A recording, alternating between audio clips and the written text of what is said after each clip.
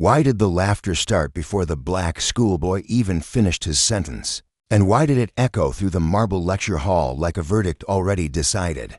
As if history itself had leaned forward to mock him, Eli Carter stood frozen at the front of the room, his thin fingers still gripping the folded paper where he had written his idea the night before. His school blazer slightly too big for his narrow shoulders, his eyes steady even as 100 white faces twisted into grins, smirks, and outright disbelief. Because in that hall sat professors who had debated the problem for decades, men and women with awards, titles, and published papers. And in their world, a 17-year-old black schoolboy from a scholarship program was not supposed to speak with certainty, not supposed to say he had solved what they could not.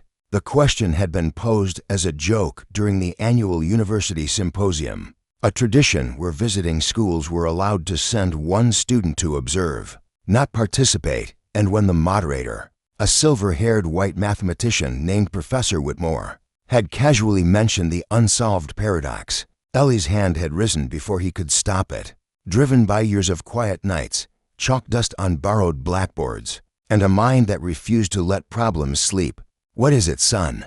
Whitmore had asked with indulgent amusement, already smiling at the audience, and Eli had swallowed and said, calmly, "I think the contradiction disappears if you reframe the assumption in the third step." And that was when the laughter began, rolling and multiplying, people turning to each other as if they'd been gifted free entertainment.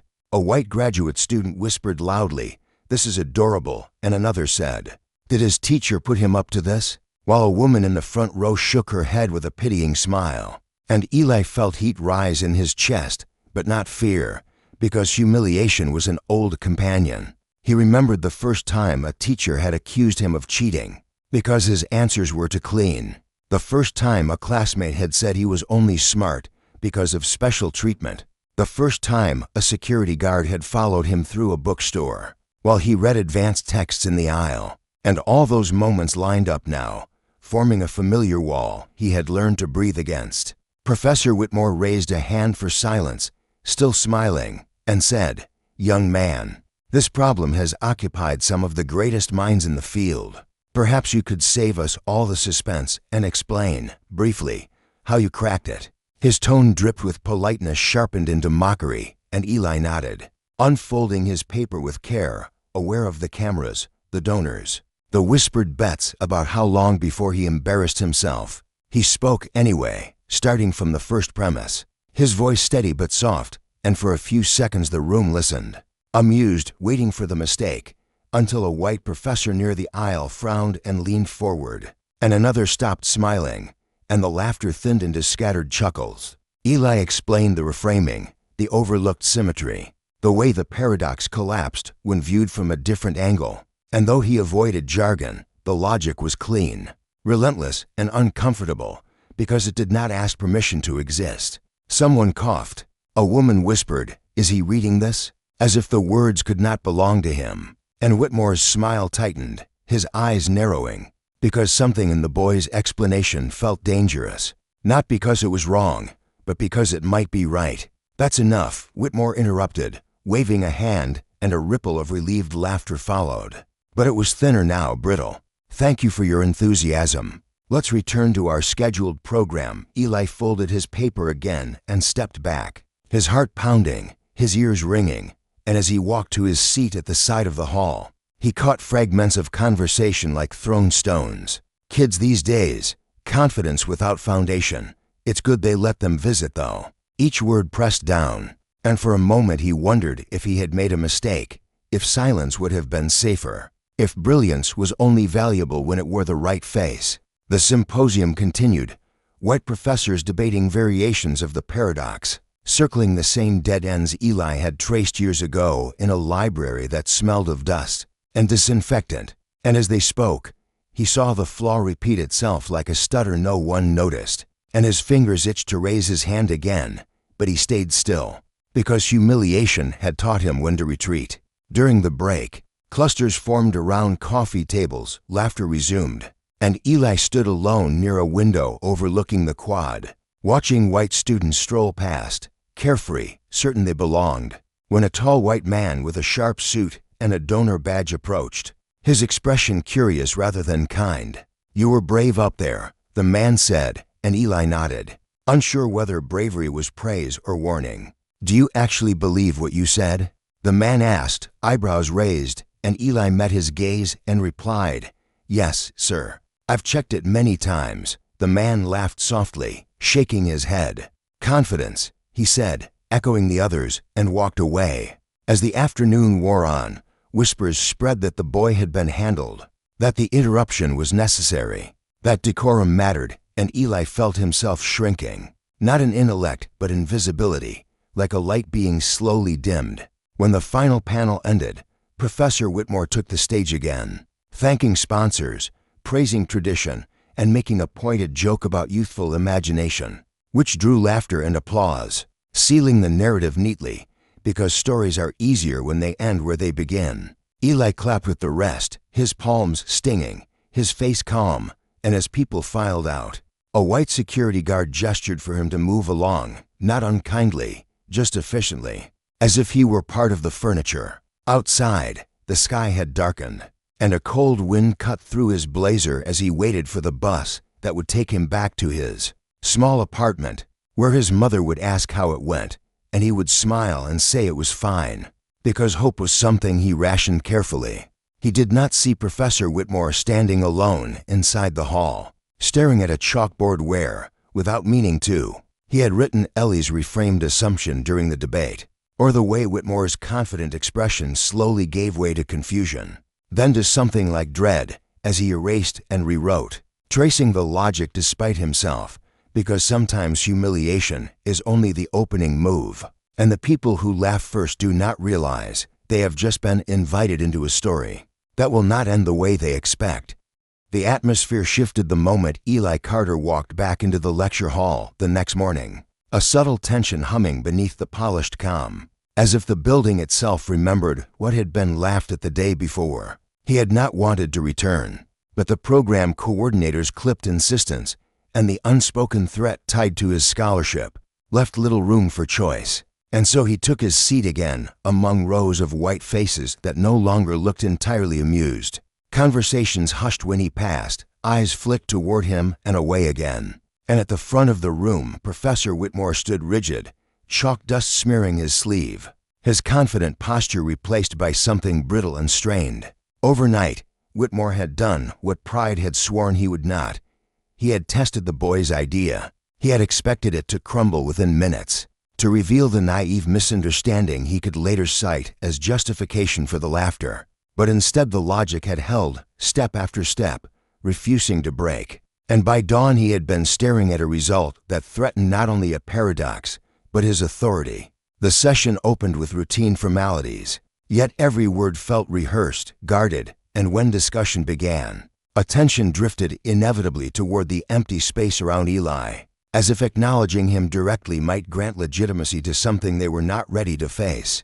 Dr. Elaine Porter spoke up, her tone measured but her curiosity unmistakable, revisiting the paradox with questions that cut closer to its core than anyone had dared the day before, and murmurs spread as listeners recognized the danger of repetition. Whitmore attempted to redirect, layering jargon over uncertainty, but Porter persisted, pointing out inconsistencies that mirrored Ellie's explanation, and with each sentence the room grew more unsettled. Eli sat still, hands folded, heart steady, watching the same flaw repeat itself in real time, aware that speaking now would be seen not as contribution, but as provocation. During the break, whispers followed him through the corridors, sharper than before, tinged with unease rather than mockery. A white graduate student approached him hesitantly, glancing around as if afraid of being seen, and asked for clarification on the symmetry Eli had mentioned. And when Eli explained, quietly and precisely, the student's skepticism dissolved into stunned respect before he hurried away, carrying the idea like something forbidden. By afternoon, the symposium had become cautious, every speaker circling the paradox without touching it directly, and Eli felt like an uninvited presence haunting a conversation that pretended he did not exist. Then a notice appeared for an unscheduled evening review session, closed door and invitation only, and Ellie's name was absent, the exclusion polite and deliberate.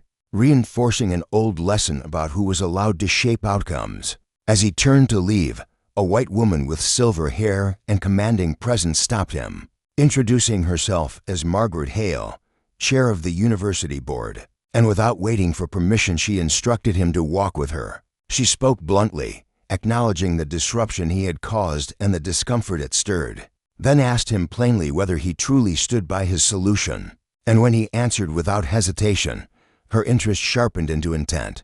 In her office, away from the murmurs, she listened as he explained again, her questions incisive, her silence heavy. And when he finished, she stated what he already suspected. The institution would try to minimize his role, to absorb the idea without honoring its source. Eli did not protest. He simply said he was used to that reality, and Hale nodded, recognizing resolve forged by repetition. That evening, while the closed-door session convened without him and tempers flared inside as Whitmore and his colleagues argued against logic that refused to bend, Eli sat alone in the library refining his proof, tightening every line, preparing for every possible dismissal, unaware of the precise moment someone inside finally voiced the thought they all resisted, that the boy needed to be invited because the laughter had already lost its certainty, and the balance of power was beginning to shift. The door opened at Margaret Hale's command, and the sound cut through the closed room with an authority that made every white professor look up at once, their expressions tightening as Eli Carter stepped inside, calm, composed, and carrying nothing except the folded paper they had tried to erase from the story. The laughter that once filled their voices was gone now, replaced by a brittle silence, because humiliation had transformed into threat, and they all felt it. Professor Whitmore stood near the chalkboard, eyes bloodshot, shoulders stiff, surrounded by equations that no longer obeyed him. And when Eli met his gaze, there was no triumph there, only quiet resolve. Hale gestured toward the board and said simply, "Explain it." And for the first time, no one interrupted. Eli walked forward, unfolded his paper more out of habit than need, and began again, rebuilding the argument from its foundation, inverting the assumption, revealing the symmetry they had all missed. And each step landed cleanly, undeniable, stripping authority from titles and redistributing it to truth. Objections rose instinctively, then collapsed under their own weight. And when Eli reached the final line, the room was so silent it felt suspended. Dr. Elaine Porter broke first, whispering that it held, not as a concession, but as an admission. And the word echoed louder than applause ever could. Whitmore sank into his chair, the reality settling in that the problem he had defended for decades had not been solved by time, but by a boy he had mocked. Hale leaned back, eyes sharp, and asked whether the proof could withstand peer review, publication, scrutiny, and Eli answered calmly that it already had, because he had tested it alone long before the room had laughed. What followed was negotiation disguised as generosity, offers of mentorship, shared credit, institutional framing. And Eli listened until he spoke one sentence that ended it all. "I solved it alone." The words landed hard, and Hale reinforced them with authority, stating that credit would be given accurately and publicly. And in that moment, the power in the room shifted completely. The announcement the next morning was impossible to soften or redirect. The paradox was resolved, verified, and authored by a 17-year-old black schoolboy.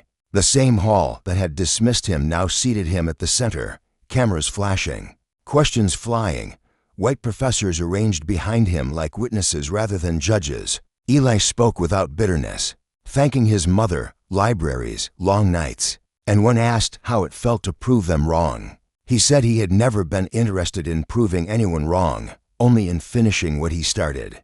The simplicity unsettled people more than anger ever could. Professor Whitmore resigned weeks later, quietly, his legacy permanently shadowed by the moment he laughed, while Ellie's future unfolded rapidly, offers pouring in, doors opening that had never even pretended to see him before. Margaret Hale advised him carefully, reminding him that admiration often comes with conditions. And Eli listened, grounded by the memory of where he began. When he returned to his old school to speak, standing before students who saw themselves in his face, he told them the truth without romance, that disrespect often masks fear. That silence is safer but rarely changes anything, and that brilliance does not need permission to exist. As he walked home that evening, past the bus stop where he once waited unnoticed, Eli understood that the real reversal was not the recognition or the power, but the fact that the laughter no longer defined the room, the story, or him. Because the moment they stopped laughing was the moment they were finally forced to listen.